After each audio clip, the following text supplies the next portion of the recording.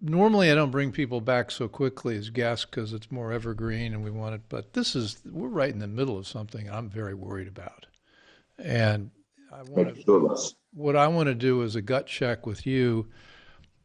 We, uh, we talked 4 weeks ago, 3 weeks ago, and we talked about a nuclear war scenario. And it seems to me events are bringing us closer to that, not further away.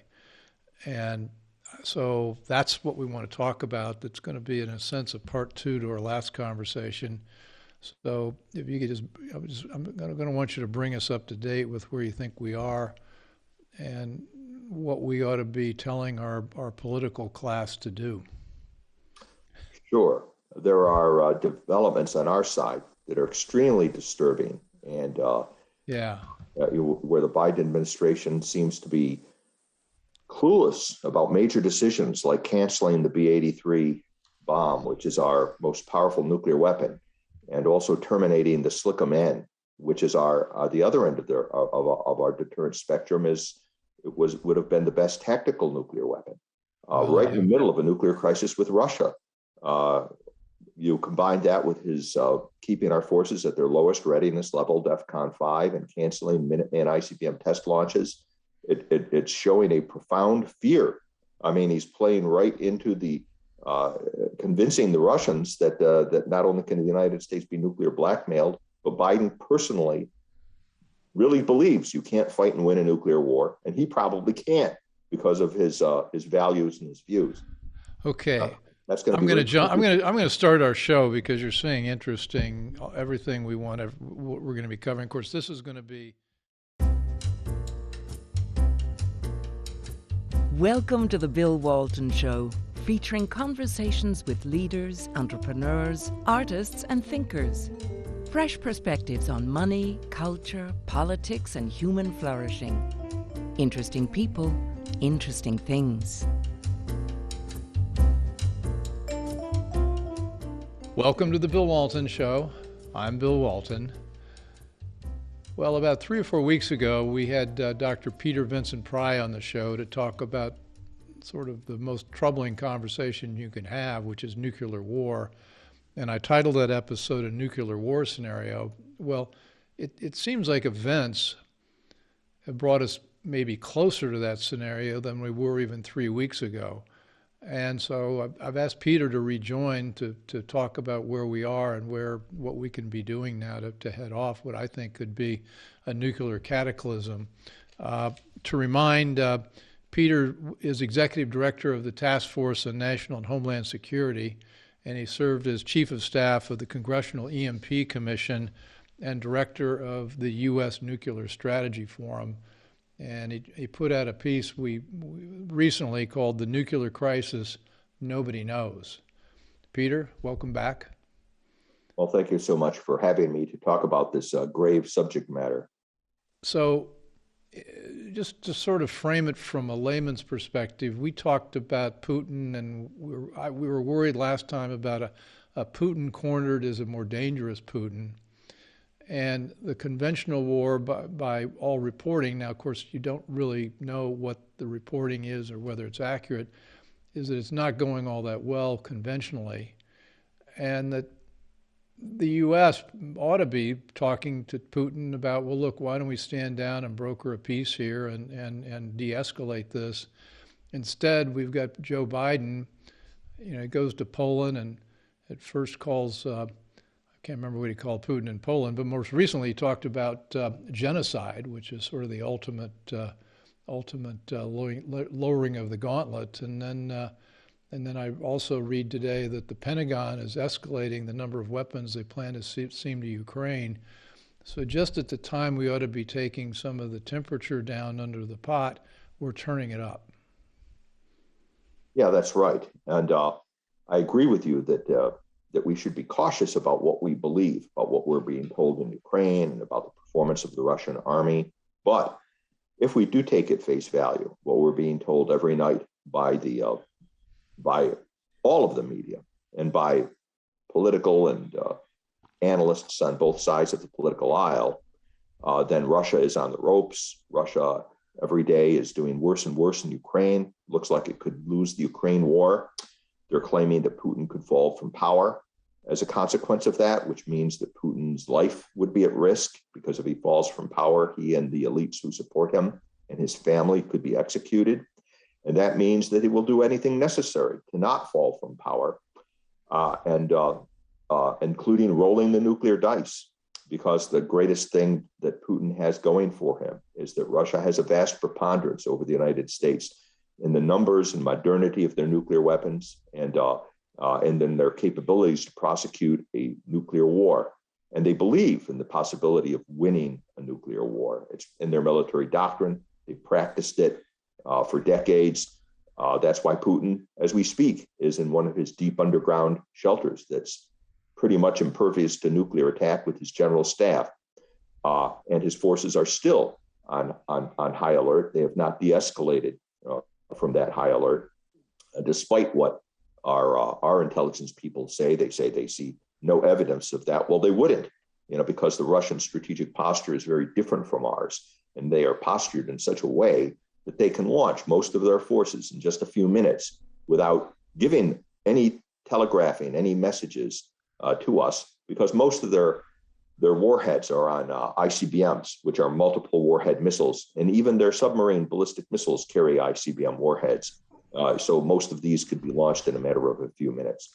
Why is nobody talking about the nuclear scenario? It seems to me night after night you look at the coverage on TV and in the newspaper. Of course, it's the Washington Post and New York Times, but nobody seems to be gaming this out as to a cornered Putin as a dangerous Putin. Nobody seems to be concerned about this. Why are you and why am I so concerned, and nobody else seems to think that's a likely option?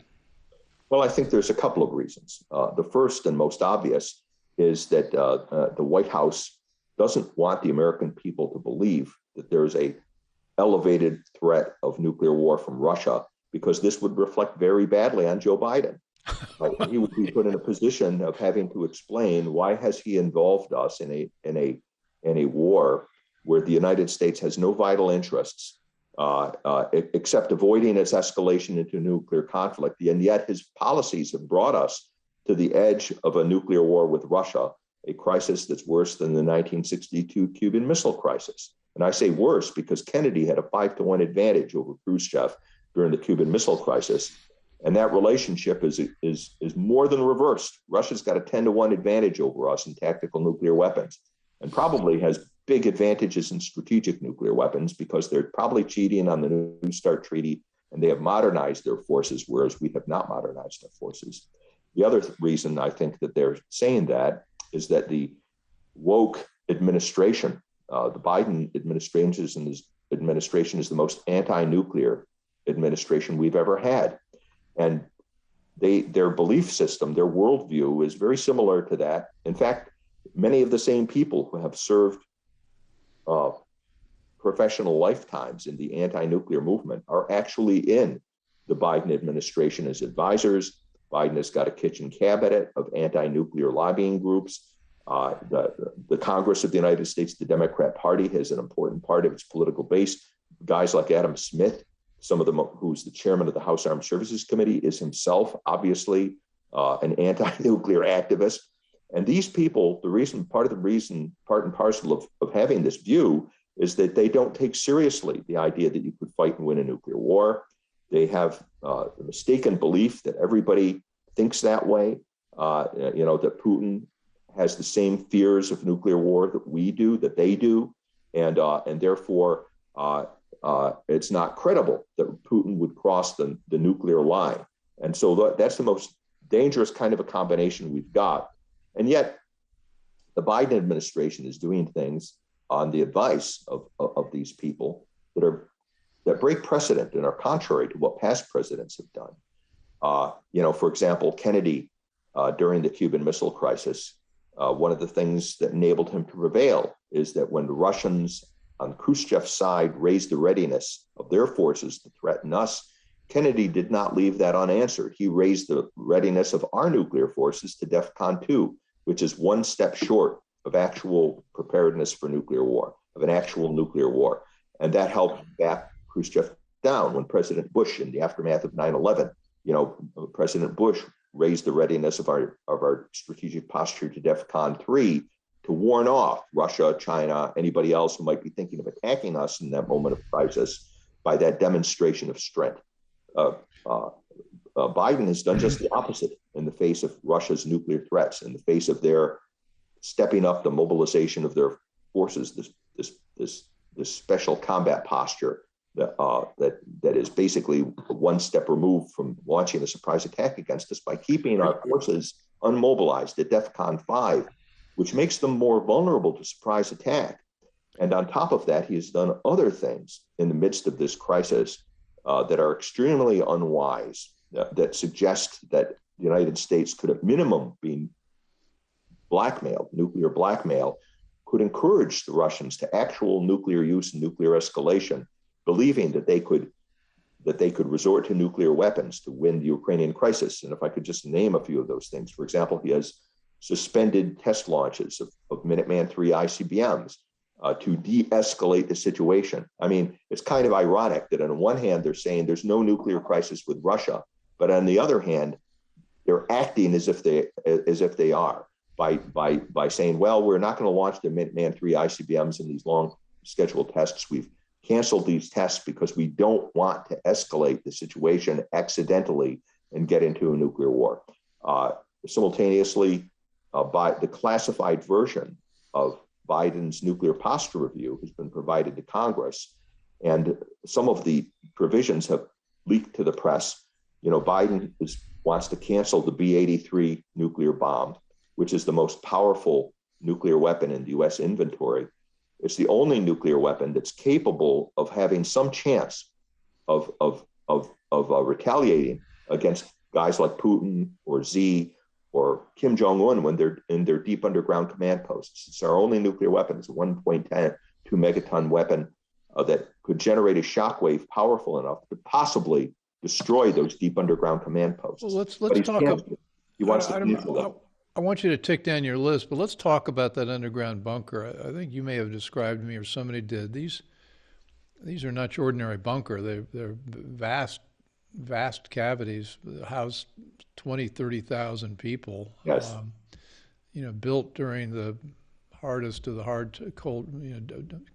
the Cold War time, and really prepared to have Putin and all his loyal people in there with him. Now, by what evidence do we have? What reports are you getting from your sources in the intelligence community that he is in fact in one of these bunkers? I've had two people tell me, "Oh no, he's not." It's kind of funny. You do one of these shows and you end up with somebody on my chat or on my comment section said, "Well, I live in Russia and I live 100 kilometers away, and the bunker that you were speculating he may be in, well, he's not there." Well, I don't know how they would know. But it's interesting to see how many experts you've got surrounding this. And I can't speak to anything that the intelligence community has said. I can only talk about unclassified open source stuff. All right. But Putin wouldn't want you to know which bunker he's in because there's more than one. There are, in fact, hundreds of these deep underground facilities. He could be in any one of them. There are thousands of other shelters that are designed for mid-level military people and for the civilian population. Even the subways in Russia have blast doors on them. So they have, unlike us, they have a very good, very advanced civil defense system for their general population. Just a few years ago, in 2016, they did a major civil defense exercise that involved 40 million people going into shelters like this. So, we don't know which facility's in. It doesn't make sense that he wouldn't be in one. Why wouldn't he be down in one of these deep underground facilities since they have declared a special combat alert and he hasn't been seen? It's the safest place for him to be. So, I don't know for a fact that he's there, but it would be irrational for him not to be in one of these facilities. It's exactly the scenario we're in Ukraine right now is exactly the scenario that these things were designed for, and also he has the advantage of the command and control assets that exist in these deep underground facilities that are mostly hundreds of meters under solid granite, and they're generally impervious to any nuclear attack the United States can make. The only weapon we have left in our inventory, our only megaton class weapon, is the B-83 that might possibly be able to drive a shockwave down deep enough to damage one of these deep underground facilities. And that's the Biden administration decision to cancel the B-83 is an extremely imprudent thing to announce at this point, to allow to be leaked from the classified nuclear posture review, because the thing that would most likely deter someone like Putin or Xi in China or someone like Kim Jong-un is their personal survival. The ability to hold that leader at risk so that he would personally die, if he decided to launch a nuclear attack, is the best deterrent. And the B-83 is the only thing that it's not a guarantee we could kill him with it even. Even the B-83 may not be powerful enough to collapse one of these facilities, but it's the only one we've got that would have a chance of doing it. And Biden wants to get rid of the B-83. Well, this is the Bill Walton Show, and I'm talking with Dr. Peter Vincent Pry, and we're continuing a conversation we've had in the last couple of months, actually, as we think back about the likelihood of Ukraine provoking a nuclear war. Peter, I'm interested, though, and also in your assessment about why Putin has conducted the war the way he has, with mainly conventional strategies. It doesn't seem to be any real aggressive cyber warfare that's been brought about. And I've heard various theories about this, and one of them is that he wants to try to capture Ukraine, unscathed. Another one is that they actually need the cyber connections for their own Russian forces. What's your take on how he's conducted it so far, and what would his thinking be at this point? The fog of war is so thick over the battlefields of Ukraine that there are a number of other possible realities that are going on. Because as we said initially, you really can't trust what we're being told now about what's happening in Ukraine, and that the Russians are losing badly. Maybe they are, maybe that's the truth, but that truth is based almost entirely on what the Ukrainians are telling us. We don't have our boots on the ground. Our intelligence sources are far removed. And as we all should remember, it was less than a year ago that we had the experience of Afghanistan that proved that even when we do have our own boots on the ground, and we have years to do intelligence assessments and years of being able to study that ground, we can be completely wrong in our assessments, as we were in Afghanistan, where we were defeated by the Taliban quite easily, and our assessment of that reality was completely in error. So we should not be highly confident in anything we're being told, especially the optimistic scenarios, which we as a strategic culture are always most likely to embrace. The optimistic scenario that, the Russians are not 10 feet tall and they're being beaten very, very badly in Ukraine, which ironically, based on the previous part of this conversation we were having, is actually not a best case scenario for us. The worse the Russians are off, the more likely they are to escalate. That's my fear. I think you back Putin into a corner. I think it makes the likelihood of using I guess, euphemistically, a tactical nuke, which is, I guess, just nuclear war writ small, but it's still nuclear and it's still catastrophic. Seems like that's more likely. Yes. Well, there are a lot of strange things that seem to have been done. If we're, where the Russians, the way they conducted the Ukraine war, have violated all the fundamental elements of their military doctrine. They didn't go for tactical and strategic surprise. They only they attacked basically in the face of the West. Why didn't they do cyber attack? There might be several reasons for that. The Ukrainian grid is also tied into its neighbors, NATO member states. And if they blacked out the Ukrainian grid, perhaps they were concerned that it would have gone beyond and affected NATO member states, which would have made it an Article 5 attack. And we had warned that, a cyber attack that blacks out Poland, for example, as well as Ukraine, would be considered an Article 5 and would justify NATO coming in. Although the Russians every year have demonstrated the ability to isolate their cyber attacks to Ukraine itself. So it is puzzling that they didn't do that. Perhaps they don't want to. Perhaps it's the same reason they haven't committed some of their best conventional forces.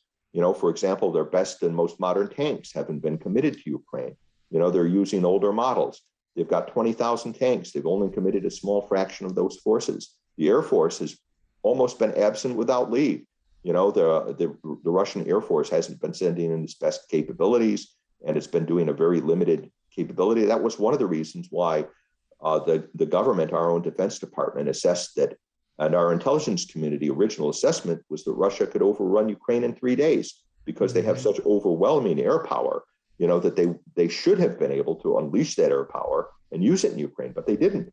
And maybe it's possibly because they don't want to expose to the West, what their best capabilities are in cyber warfare, in conventional warfare, whether it's on the air or land. There's another possibility here, another potential alternate reality that hasn't been considered, by anyone except, by myself, and that is that's why we're talking. Okay, and that is,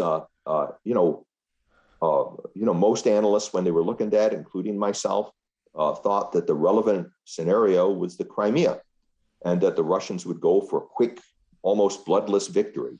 But there was another Russian way of war that was right under our noses, and that was the long, protracted war that was going on in eastern Ukraine, in Donetsk and Luhansk, for 8 years. Basically this long, bloody, protracted guerrilla war. That's another kind of a war, that the way the Russians conduct war, the way they have done business in the Middle East as well, where these things are long and protracted.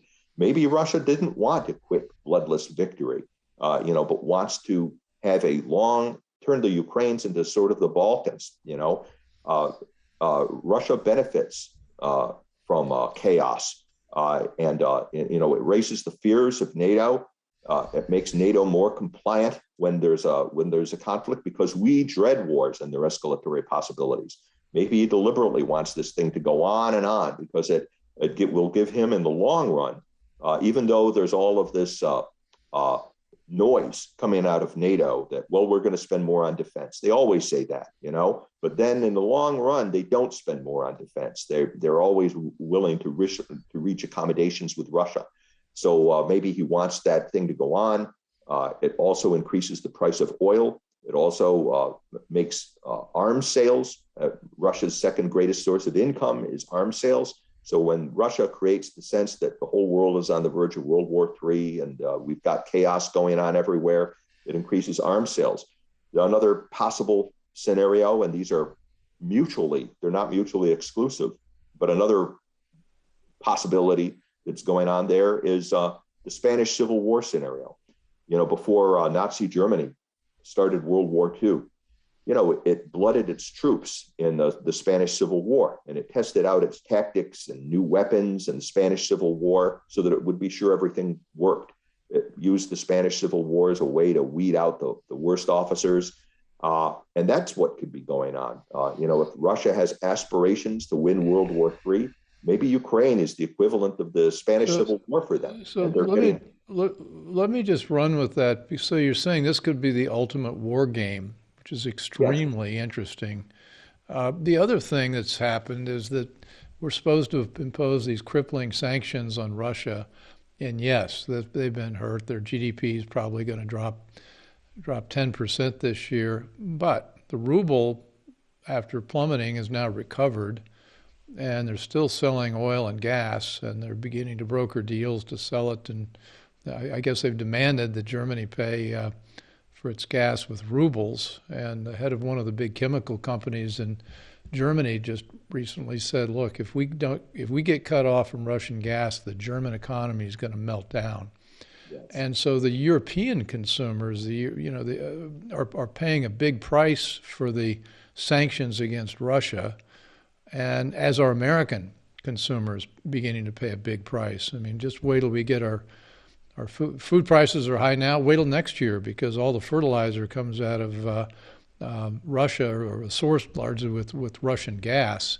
We're not going to be able to grow crops if we don't get that. So that's a very interesting idea that they could be waging this war, grinding us down, making us pay the price economically, and in the end, they end up in a pretty good position. And there's another possibility that is also equally interesting, and I call it the Austerlitz scenario.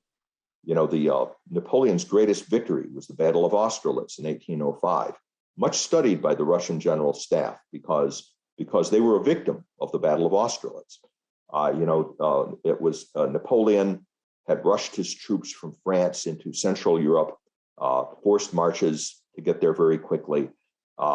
And he faced the combined armies of the greatest land armies in Europe at the time, the combined forces of Russia, Austria, and Prussia on the battlefields of Austerlitz. And Napoleon convinced his adversaries, the reason he achieved this great victory, he convinced them that he was losing, that he was going to lose the Battle of Austerlitz. He sent defectors to tell them, we went on this forced march, our supply lines are overextended, our guys are starving to death, we're really demoralized. He deliberately had whole regiments of French troops retreat and run away from the Russians, everything to convince the other side that all they had to do was attack, and they would win the Battle of Austerlitz. But he had hidden on the field divisions that they didn't know about. And when the Russians did attack, they were hammered. There was a famous part of the battle where the Russian army had to retreat out onto a frozen lake, and Napoleon used his cannons to break up the ice, and many drowned. But it was that single victory made Napoleon the master of Europe. It's possible, when I look at what the Russians are doing, it's almost like they're deliberately doing everything they can to try to provoke the West to intervene, to jump into the war.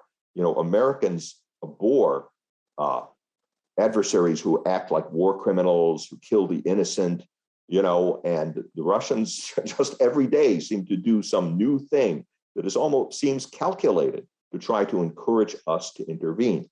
Don't forget that this part of the world that's called the bloodlands, because during World War II, Russia was willing to sacrifice 30 million of its soldiers, to conquer this area from the Nazis. So Ukraine has been used as a killing field by them, as recently as World War II. Maybe they want us to intervene. Maybe they want maybe the Ukraine war is not about taking over Ukraine, but it's about using it as a battle of Austerlitz writ large, where they can have a final solution to the problem of NATO and the United States by encouraging us to project our forces. And we'd have a hard time getting our forces out if we lost. That's at the very edge of our ability to project power. If we projected forces, our NATO allies in the United States into that area would be trapped in Ukraine, and then they could bring to bear their 10-to-1 advantage in tactical nuclear weapons and wipe us out and perhaps achieve a final solution to both of us. And even if we don't project our power in, this whole thing may be aimed, again, not at Ukraine, but at the destruction of the NATO alliance, because the consequences, NATO has never really had to face up to a big war, the consequences of this thing for NATO economically and in terms of their security. Are they going to really have the political will to increase their defense spending? I would say not, because in the past, whenever all of these promises have been made by NATO, like when they took Crimea, they that we had the same reaction from NATO, and they said, yeah, now we understand Russia's the enemy, we've got to increase our defense spending, but they never do it.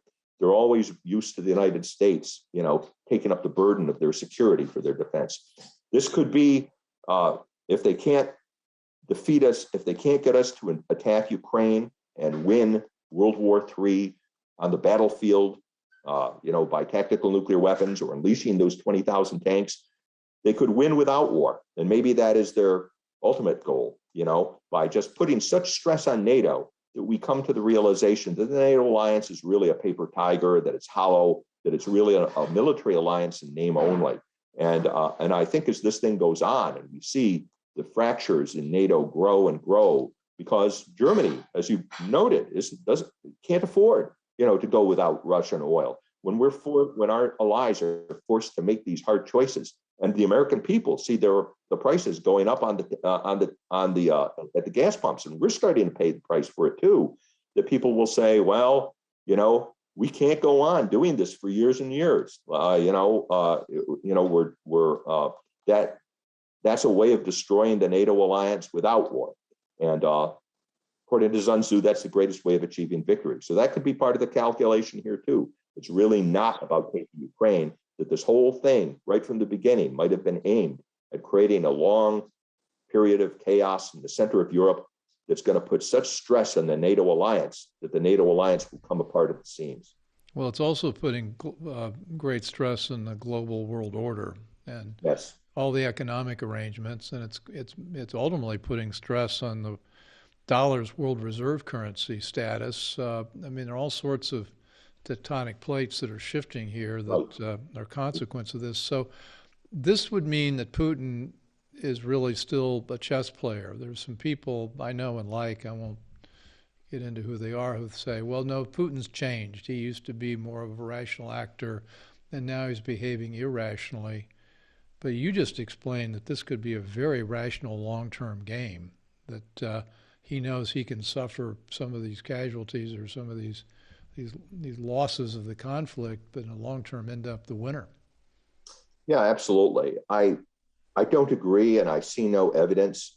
I mean, the chief evidence that people offer for Putin has changed, that he's no longer a good chess player, is the assumption that Russia has run into some disaster that threatens the Putin regime in Ukraine. And it's sort of a rationalizing explanation, but those assumptions may not be true. I think it's much more likely that Putin has thought this out. His general staff has probably thought this out, and that this is probably he's still proving that he beats us at chess, and that we're playing at checkers because we haven't thought deeply enough into the game, and we're taking actions, especially where our nuclear deterrent is concerned, that significantly increases the nuclear risk to us, especially if they're right that Putin is on the ropes. So we've got a couple of minutes here. Where should we go from here? Well, I still think, and it's a harder thing to do politically, because of the hatred that's of Putin and the belief that he's a war criminal and all the rest. But what I think Biden should do is, if I were president, I would immediately put our nuclear forces at least on DEFCON 3 and mobilize them and do what every other president has done in the past so that our forces are less vulnerable to a nuclear Pearl Harbor.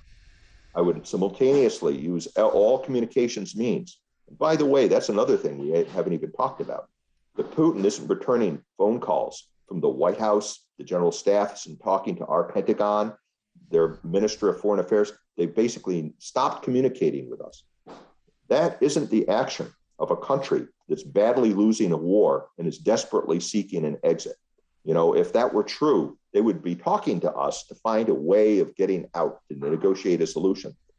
So I would raise the DEFCON level, mobilize our forces. Simultaneously, I would communicate by all means, that are remaining, to tell them we don't want a nuclear war. The only reason we're going to a higher readiness level is because you've mobilized your forces, and you've left us no choice but to mobilize our forces. For the interests of humanity and for the interests of both of our nations, we need to stand down our nuclear forces, and we need to bring the Ukraine war to an end right now and have a ceasefire agreement, an immediate ceasefire in Ukraine. And we will negotiate with you on the basis of the peace treaty that you offered before you invaded Ukraine. That peace treaty, contrary to what the Biden administration says, had many reasonable points in it. And we could have negotiated, I think, a peace with Russia. And we have an interest in doing that because we have forgotten that our real object is the new Cold War with China, and that Russia and China together, and this alliance includes not just Russia and China, but includes North Korea and Iran. They are the most powerful, most formidable power bloc that we have ever faced in our history. And I don't think we can defeat the Sino-Russian alliance. We need to split it up and try to make Russia a neutral or even a strategic partner.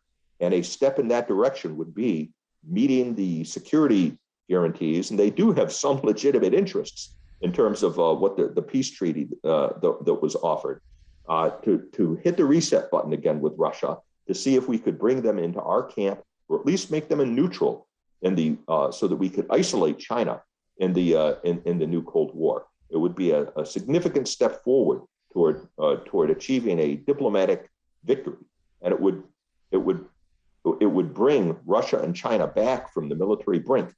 The aggression of both countries, I think, is based in no small part on the fact that Russia has such a nuclear advantage over the United States. It encourages China to be aggressive because their aggression is protected by a Russian nuclear umbrella. And of course, it encourages Russia to think it can intimidate and win by blackmail and do whatever it wants because it's protected by its own nuclear forces. So isolating China from that would turn the competition between East and West back to the diplomatic and economic level and pull us back from the brink of a World War III. We're on the edge of that right now in Europe and in Asia. Well, I would that you were be president, or at least advising our president. We've got Joe Ghost Gun Biden at the helm at the moment, who's a distinctly unserious and it's hard to express in words how dismaying he is, and how I think that our ability to bring to bear this kind of rational outcome. And you're right, we ought to be working to de-escalate this, talking with Russia. They won't take our calls. Yes, we're doing just the opposite. We're feeding weapons into it. The Biden administration is taking the worst possible position. We're not willing to defend Ukraine, but we're willing to fight to the death of the last brave Ukrainian and just keep and kill as many Russians as we can in the process to punish Russia, as if Russia is not a nuclear threat to us, when in fact they are. And it's not just the president, but his whole administration, because these people, you look at who he has put in charge and who he trusts, from whether it's General Miley, one of the worst chairmen we've ever had of the Joint Chiefs of Staff, or Wendy Sherman and Tony Blankley there in the State Department. These people, when you look at their backgrounds, they are not competent people. These are not Henry Kissingers and that we have in charge of our foreign and defense policy. They're some of the worst people that we've ever had, and that, of course, is another reason why Russia and China are on the move right now. Because they see that they understand that the fish rots from the head down, and we've got some of the worst political military leadership this country has ever had, and as evidenced by what happened to us in Afghanistan, which was a failure not just of diplomacy but of the military as well. That we couldn't even pull off Afghanistan successfully. Well, Peter, thank you. Sobering, but I think very useful. And let's plan on talking again in another 3, 4, 5, 6 weeks if we're all still alive, and the worst case scenario doesn't come about. But I think this is an extremely useful way to think about it, and I want to get this line of thinking out there. So thanks, Peter. Thank you so much for having me, and I seriously share your concern about whether we're going to be around 3, 4, 5, or 6 weeks. This is, I think, the gravest nuclear crisis this country has ever undergone. But thank you again for having me. Yeah, well, thank you. And thanks for joining the Bill Walton Show. And I know this has been a sobering assessment, but I hope you're here for just that, because we've got to find out what's true, what's right, and what's next. And in this case, there's a lot at stake. So stay tuned. We'll be back for more. And again, wish you well. Thanks. I don't think I haven't heard anybody talk about the idea that this could be a protracted, an opportunity for Russia to draw us in to something protracted, destroy the European economy while exposing the fact they're not really a military coalition, and really rule the day in that part of the world. yeah, people don't understand that the Russian way of war, that there's another option for it. They think the Russian strategic culture is exactly like ours, and that we want quick, relatively bloodless victories, the way Crimea was, or the way the Persian Gulf War went. But right under our noses, what Russia has been doing in eastern Ukraine for 8 years is evident, and what they, the trouble they've stirred up in the Middle East that's going on and on and on. There's clearly this other approach that they take, and they know we're extremely vulnerable to it. We don't do protracted wars very well at all. Our political willpower for it doesn't last. We're always anxious to reach accommodations and to surrender. Yeah. Even the Taliban were able to beat us that way.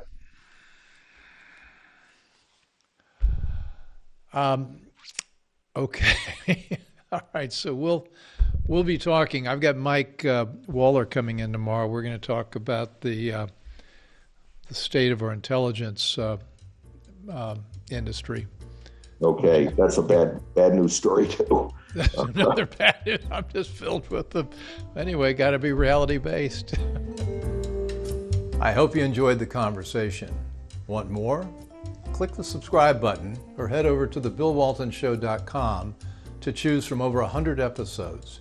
You can also learn more about our guest on our Interesting People page. And send us your comments. We read every one, and your thoughts help us guide the show. If it's easier for you to listen, check out our podcast page and subscribe there. In return, we'll keep you informed about what's true, what's right, and what's next. Thanks for joining.